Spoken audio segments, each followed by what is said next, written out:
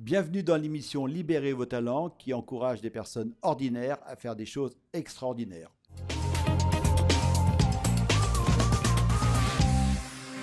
Aujourd'hui, nous allons explorer le voyage inspirant de Arnaud Barrère et d'Élodie Basset. Bonjour. Bonjour. Bon. Alors, le principe de l'émission, je rappelle, c'est basé sur le livre Libérez vos talents. Et lors de l'émission, on va choisir une des planètes qu'on verra tout à l'heure. Mais tout d'abord, j'aimerais bien que vous vous présentiez rapidement, en quelques mots, votre activité. Alors bonjour, merci d'abord de l'invitation. Et puis je suis ravi de partager ce moment avec Élodie. Donc Arnaud Barrère, je suis cofondateur de l'organisation Human et nous accompagnons les individus et les organisations à mieux se comprendre. Merci. Et bonjour, merci Philbert de l'invitation et merci Arnaud de m'avoir invité. Moi, je suis Élodie Basset et je suis cofondatrice de Zest for Life, qui est une start-up qui a pour mission d'accompagner toutes les personnes atteintes de maladies chroniques ou en situation de handicap à mieux vivre leur vie au quotidien. Ben, c'est passionnant, vous êtes complémentaires, hein ? Exactement. Bon, alors, je rappelle, parce que tout le monde ne connaît pas le principe d'émission, il y a toujours une personne qui est présente, qui a été désignée par une autre, parce qu'on essaie de ne pas briser cette chaîne inspirante de partage d'expérience. C'était Olivier Massico qui m'a donné ton nom, hein, Arnaud, et maintenant on essaie de le faire avec un duo, et c'est le cas aujourd'hui, et tu m'as dit, tiens, je vais inviter Élodie. Donc super. Alors, comme j'ai dit, on se base toujours sur 5 planètes et je vais te demander de choisir une des 5 planètes. Alors je rappelle ici que la planète, il y a une planète qui s'appelle potentiel, hein, c'est pour développer ses aptitudes, une planète passion pour développer ses appétences, une planète professionnalisme pour développer ses compétences, une planète projet pour visualiser et puis atteindre son étoile, comme on dit. Et puis une planète perfectionnement, il faut apprendre à développer ses compétences pour atteindre, enfin développer ses connaissances plutôt, pour atteindre son étoile. Choisis une des planètes. Celle-ci. Eh bien, c'est la planète projet. Magnifique. Ça te convient ? C'est parfait. Bon. Et je pense que vous allez faire un bon... Alors déjà, pour toi, qu'est-ce que ça t'inspire, cette planète projet ? Alors pour moi, c'est véritablement le cœur, c'est même la question fondamentale. Et derrière le projet, pour moi, il y a cette notion de clarifier en fait le projet. Clarifier le projet, c'est finalement quelles vont être les raisons profondes qui vont me pousser à réaliser tel ou tel projet, que ce soit un projet individuel ou un projet collectif. Donc c'est mieux se connaître pour vraiment décider quelle est notre raison d'être, la raison d'être de ce projet. D'accord. Et Élodie, est-ce qu'il y a des outils pour ça, pour développer son projet ? Bien sûr, il y a plein d'outils qui existent. Tout ce qui tourne autour du développement de soi, du développement de la confiance en soi, du développement de l'estime de soi.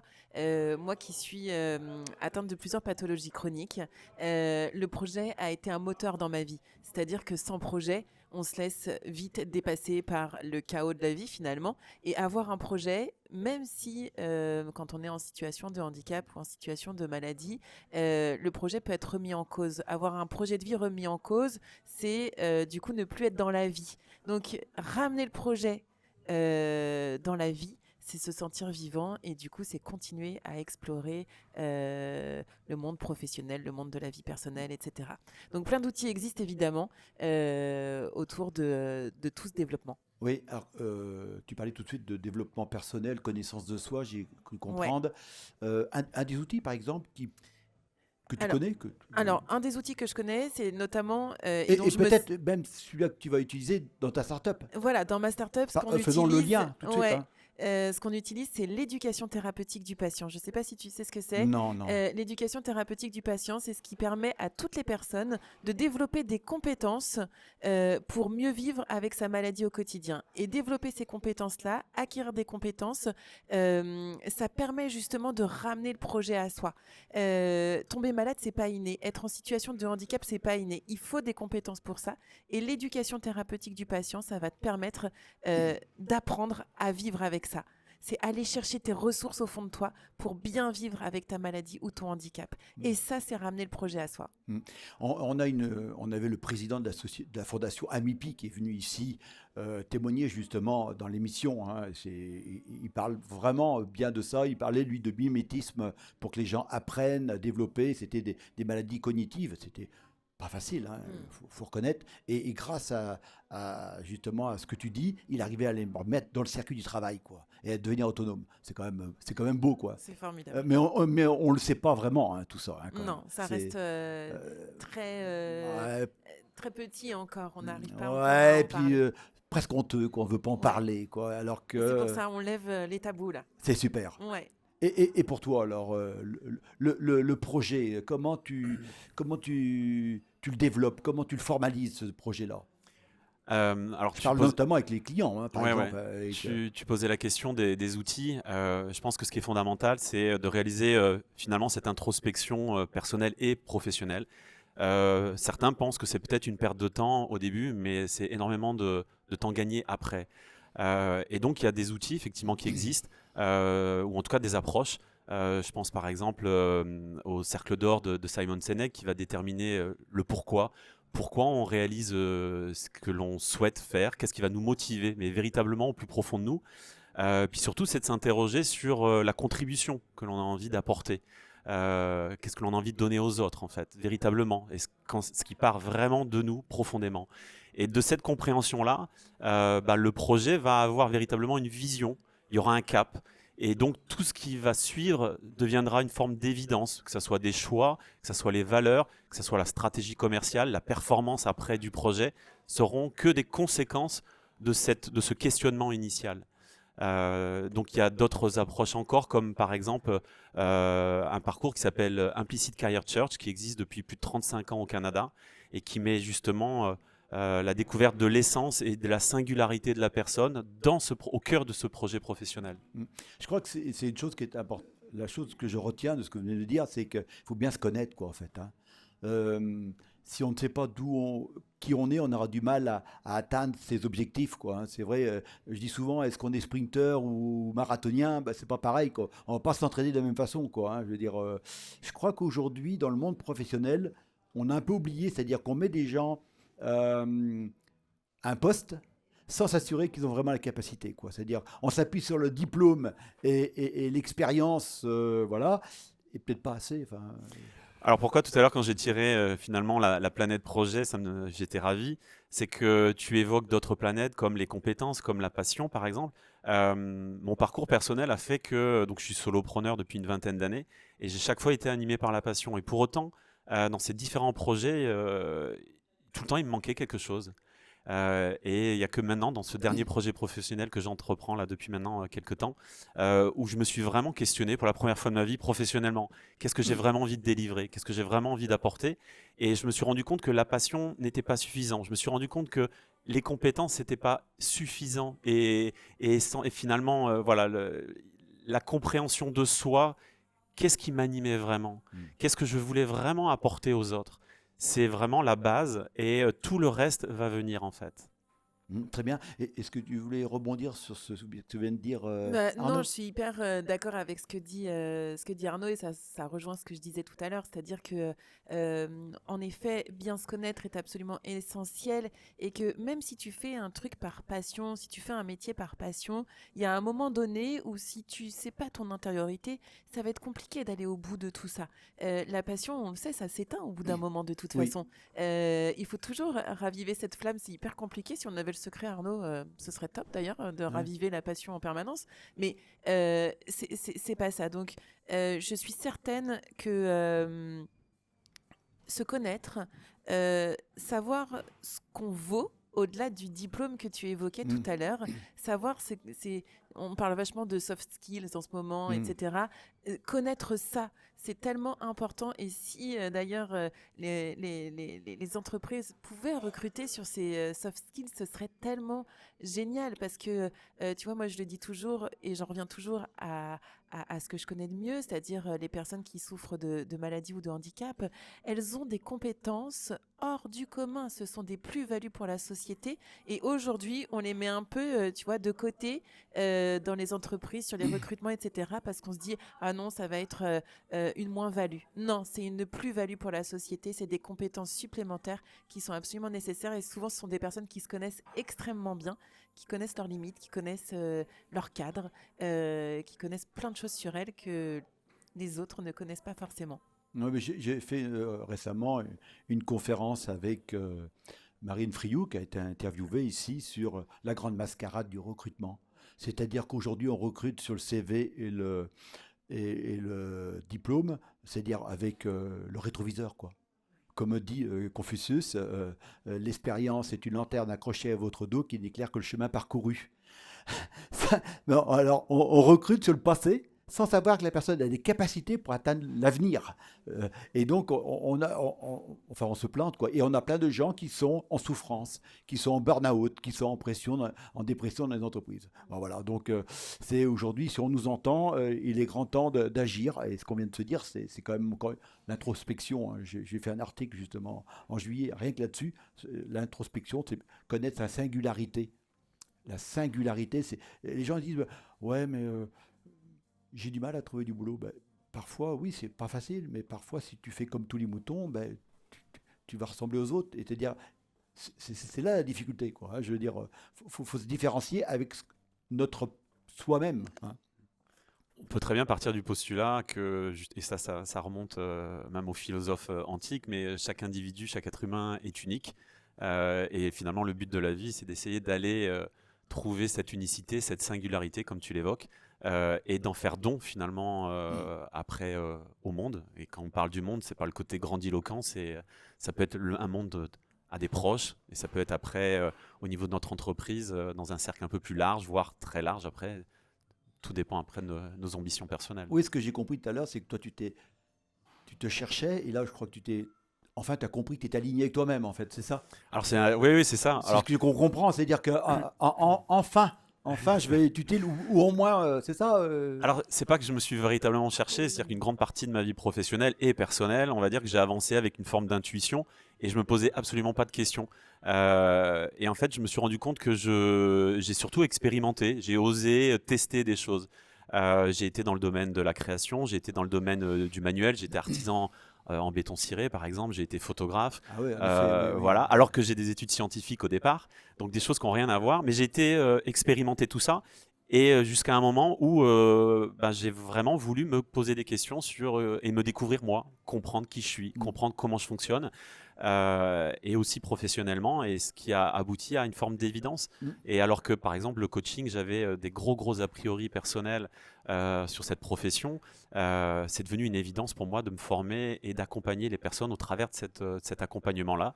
Et je suis ravi de pouvoir m'insérer et m'intégrer dans le projet Zest for Life en tant que coach accompagnant de ces personnes-là. Mais puisqu'on parle de ce projet, justement, peut-être en dire deux mots. Comment tu vas développer ça dans les entreprises? Alors en fait, moi ça fait depuis 15 ans, si tu veux, Philbert, que j'accompagne les gens qui sont malades. Et la problématique des personnes malades, c'est comment je fais pour travailler avec une maladie ou un handicap. Franchement, la maladie, ça touche principalement les jeunes adultes. Ça, on ne le sait pas. En fait, on a l'impression que les maladies, c'est que pour les personnes âgées. Pas du tout. Il y a beaucoup de maladies qui sont chez les jeunes personnes et du coup qui ont besoin d'être en activité, etc. Bref, au bout de 15 ans d'accompagnement, je me suis dit, tous ces gens qui veulent bosser, mais qui n'y arrivent pas parce que ils n'arrivent pas en fait à rentrer dans les entreprises, ou une fois qu'ils sont dans les entreprises, ils sont en arrêt parce que finalement le poste n'est pas adapté, parce qu'ils n'arrivent pas à exprimer leurs besoins, ils n'arrivent pas à exprimer leurs limites, ils n'arrivent pas à dire qui ils sont profondément, par la peur d'être mis au placard, d'être stigmatisés. Comment on va les aider? Et c'est pour ça que j'ai monté Zest. Et que finalement, là, l'idée, c'est d'aller dans les entreprises, de dire, bon les gars, vous êtes 2000, parmi ces 2000 personnes, il y en a 10% qui ne se sont pas déclarés, mais qui sont en situation de handicap ou de maladie. Comment on peut vous aider? Et là, on lutte aussi indirectement contre l'absentéisme. on améliore la performance au travail, on évite une désorganisation de l'entreprise. Et c'est comme ça qu'on agit chez Zest, c'est-à-dire qu'on va rencontrer les entreprises, qu'on va leur parler de ce qu'on fait. Ça va en général percuter parce que tout le monde est touché par la maladie. C'est une personne sur 4 en France. Et du coup, ça percute et hop, on rentre dans les entreprises comme ça. Oui, mais puis c'est une entreprise plus humaine, on va dire. Hein, Ouais. et les gens s'en rendent compte, hein, les salariés, on n'arrête pas de parler de fidélisation, d'engagement, etc. Ben, la première des choses, c'est peut-être de prendre soin du patrimoine humain Exactement. avec des moyens Exactement. comme ceci. Hein, Ouais. donc Et de plutôt, favoriser toujours cette inclusion qu'on prône, évidemment. On en entend énormément parler, mais finalement, parler de l'inclusion sans agir, ça ne sert à rien. hmm. Donc, voilà. Et là, et ce qui est, pas par contre, et là, justement, en plus, c'est que vous développez les compétences, c'est-à-dire les talents. Exactement. C'est bien pour ça que vous êtes là, d'ailleurs, aujourd'hui. Exactement. On D'accord. développe Donc, les talents. le projet est important. J'ai compris aussi que le potentiel était pour bien développer son projet. Maintenant, c'est beau de l'avoir, son projet, mais comment on va le dérouler? Comment on va le déployer? Parce qu'il y a plein de gens qui ont des projets, mais ils ne le mettent pas jusqu'au bout. Vous comprenez? Je pense qu'une étape importante et nécessaire, c'est de poser les choses, c'est de les écrire, c'est de fixer un objectif, fixer un cap, des objectifs court terme, moyen terme, long terme, et puis avec un plan d'action en fait. Le but du plan d'action, ça va être de sécuriser l'atteinte de cet objectif, que ça soit dans une reconversion professionnelle ou tout type de projet professionnel, individuel ou collectif. Voilà, c'est d'écrire, poser les choses, déterminer un cap, une vision, et puis quelles sont les étapes pour atteindre cet objectif en fait. Très bien. Et moi, je serais tenté de dire, maintenant, ça c'est bien beau. On l'a planifié, court terme, moyen terme, long terme. Ouais, mais comment on va évaluer tout ça? Ah, alors l'évaluation, moi je suis sociologue de formation et en tant que sociologue, on te dit Ah, bravo! que l'évaluation, il faut toujours la penser avant ton projet. Ah, Ah, quelle belle question! voilà. Donc je retourne la question. Comment on fait pour mettre un système d'évaluation avant d'avoir concrétisé le projet? Oui, je repose la question. On repose la question. Voilà. Eh ben, écoute, en fait, vraiment, je pense que avant même de poser un projet, pardon Arnaud, avant même de poser un projet, tu dois absolument penser à c'est quoi les résultats? Qu'est-ce que tu veux toi? Qu'est-ce que tu veux que ça t'apporte à toi? Qu'est-ce que tu veux que ça apporte à ta cible? Voilà. Et une fois que tu as posé ça, tu déroules tes critères. Donc, pour réussir à atteindre cet objectif-là, il faut que ce soit comme ça, comme ça, comme ça, comme ça, comme ça. Est-ce qu'on pourrait prendre un exemple concret, par exemple, sur Zest for Live? Écoute, nous, par exemple, Pour les auditeurs qui disent, pour tiens, les voilà, auditeurs. Alors, allez. avant même de penser le projet, moi, je voulais une chose, c'est que la qualité de vie des personnes qui sont malades soit améliorée de tant de pourcents. Tu vois, D'accord. on estime que la qualité de vie est dégradée de tant de pourcents quand on est atteint d'une maladie chronique. Moi, je veux la remonter à tant. Pour ça, j'ai pensé l'évaluation. Comment je vais évaluer ça? L'évaluation, ça va être que je vais commencer par rencontrer la personne malade. Je vais lui poser des questions sur sa qualité de vie avec un questionnaire qui est validé scientifiquement. Ça va nous donner un score. Et à la fin de l'accompagnement, on repose ce même questionnaire avec le même score et on voit le gap. Est-ce que ça a augmenté ou pas? Si ça a augmenté, ça veut dire quoi? Ça veut dire que déjà, je suis hyper contente pour le patient. Il a une meilleure qualité de vie. Mais je suis aussi contente pour ma boîte. Parce que quoi? Parce que ça veut dire qu'on a été performant. Pendant toute cette période d'accompagnement, du début jusqu'à la fin, on a réussi à faire en sorte que cette qualité de vie augmente. Donc double performance pour le patient, pour la boîte et pour le coach qui lui aussi, du coup, Et structuré. Hein. est structuré, tu vois. Et merci, c'est concret. Et oui, Je voulais- oui, vas-y. Oui, je voulais juste préciser par rapport à tout à l'heure quand j'évoquais fixer un objectif. Effectivement, dans la fixation de l'objectif, il y a différentes méthodes qui existent. Il y a entre autres la méthode SMART qui précise le fait que ça soit un objectif spécifique, mesurable, donc on l'évoquait, atteignable, réaliste. Et en fait, le T de SMART, c'est aussi qui est fixé dans le temps. Donc avec cette méthode-là, ça permet véritablement déjà de fixer un objectif qui n'est pas non plus juste sorti comme ça, quoi. Et j'en profite pour le dire, pour ceux qui ne le savent pas, pour le projet, moi j'ai mis une méthode aussi qui s'appelle PAX. Hein, Paxez-vous avec vous-même, comme je dis. C'est P comme planification, A comme ambitieux, C comme concret, et S comme qui donne du sens, et puis E comme évaluable. Voilà, voilà. Donc et j'ai décrit après exactement comment on fait pour chacun de ces points. Donc ça rejoint un peu la méthode de SMART que je connaissais bien. Ça passe très très vite, hein. Je ne sais pas si vous vous rendez compte, on est déjà rendu peut-être à un certain nombre de minutes. Et donc je vais te poser la question. D'ailleurs, ce que je vois, c'est que la méthode que tu préconises, c'est valable aussi pour des salariés qui vont bien, hein. Je dirais même, avant que ça aille mal, il vaut peut-être mieux l'appliquer, hein. Ce serait en termes de prévention. Bon, là, allez, on va déjà commencer par le curatif, et puis après on fera du préventif. Mais ça serait pas mal, à ce que je viens d'entendre. Aujourd'hui, il y a de plus en plus de personnes, on peut faire le lien, qui sont pas bien dans leur métier, qui souhaitent se réorienter ou évoluer différemment, sans pour autant quitter leur entreprise. Attention, 8 sur 10. Je le rappelle tout le temps, parce que le but de l'émission, c'est que les gens aillent mieux. 8 sur 10, et il n'y en a que 2 sur 10 qui font le pas. Qu'est-ce que tu pourrais leur donner comme petit conseil, comme ça, immédiat? Parce qu'il faut qu'ils se lancent, hein. Exactement, je pense que le mot lancer, c'est un mot clé. Alors, moi j'ai un petit mantra en fait, enfin un double mantra. La première chose, c'est d'oser agir, c'est de se mettre en mouvement. Pourquoi? Parce qu'en fait, pour moi, agir rend heureux. Le fait d'agir, ça va nous apporter des réponses. Même si on n'atteint pas, par exemple, un objectif, on aura forcément des réponses. Si on l'atteint, forcément, ça va nous rendre heureux. Donc, agir rend heureux. Très bien. Et comme on arrive à la fin de l'émission, et on ne voudrait pas briser cette chaîne inspirante qui est toujours, qui fonctionne depuis plusieurs mois maintenant, hein. Donc, s'il y avait le flambeau à passer, quelle serait la personne à qui tu souhaiterais passer le flambeau maintenant? Eh ben, écoute, j'ai réfléchi. Là où les personnes, hein. Ouais, ben, j'aimerais passer le flambeau à une femme qui s'appelle Émilie Abel, Oui. que j'ai rencontrée au moment de la fondation de Zest for Life, qui bosse chez Imagination Machine, qui est un startup studio à impact.